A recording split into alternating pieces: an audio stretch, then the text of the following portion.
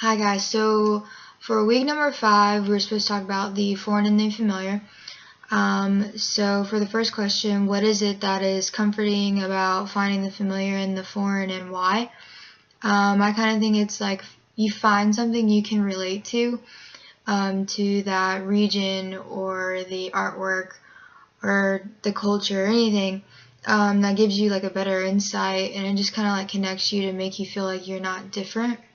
To kind of make it to where like you can kind of connect to them and not just kind of feel like so weird about it. So I chose the artwork on page 339, figure 20.5. It is a pendant mask. I'll show you a picture of it. It's this one. And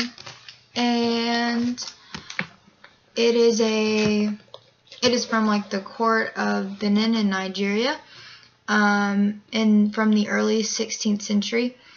It is worn for ceremonies, for a different portrayal. So like how I connected to this is like from my hometown, Mobile, Alabama. That is where Mardi Gras originated from, in the United States. So in Mardi Gras, it was originally, the masks were originally worn for the portrayal for ritual celebrations, and kind of like allowed people to escape society and like class constraints and stuff like that.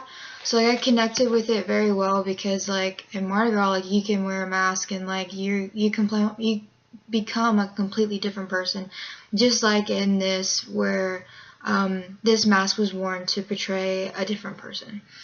So for question number 2, and to add on to number 1, it just kind of made me connect to like my home, and so it just kind of like made me have like a connection to this artwork and their culture and all that in like a different way.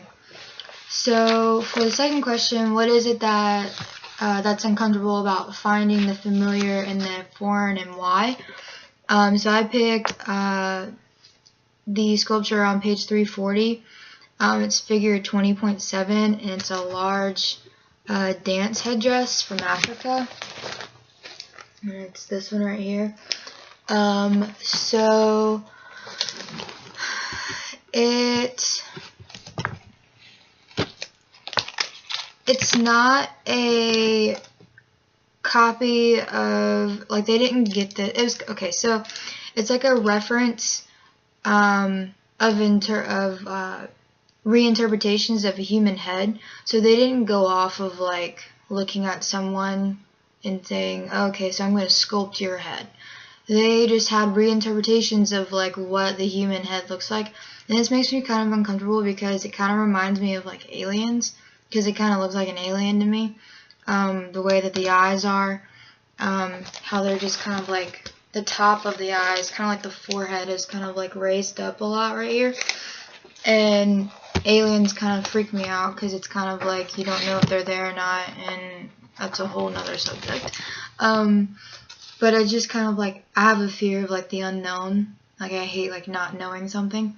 So it just kind of like makes me uncomfortable with that. I mean, it's a cool sculpture and everything because it's kind of like they're not going off of what they see, they go off of like what they hear. And I remember in high school we did an art technique of like for sculpting class where or for pottery, our teacher was like, okay, if you were going to describe an animal to someone, how would you describe it? So we had to write all that down, and then we sculpted our animal from our description. So it kind of like relates back to that. So I thought that was pretty cool. So for number 3, what in your opinion are the primary problems with using the words like familiar and foreign? How do you answer the questions 1 and 2 and form your response for the question? Both familiar and foreign can be portrayed as negative words. And what I mean this is like thinking of like the word foreign.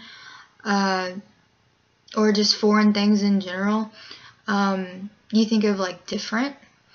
So like not belonging or fitting in, and think of something bad whenever, and you think of something bad whenever you hear the word foreign, because like so many bad things have been associated with the word foreign, whether it be disease or catastrophes, just anything bad like that. And I think that's kind of like a shame on you society type thing, because sometimes like foreign can be good because it's like different experiences, and it just kind of like opens up your eyes to a lot more, and like better things as well.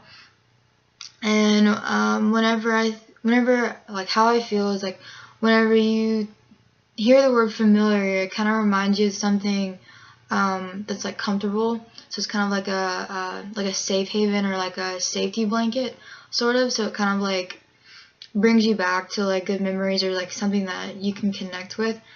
And it kind of like closes your mind off to like other opinions or aspects, and can kind of like take the spark out of something, because you're just so used to it.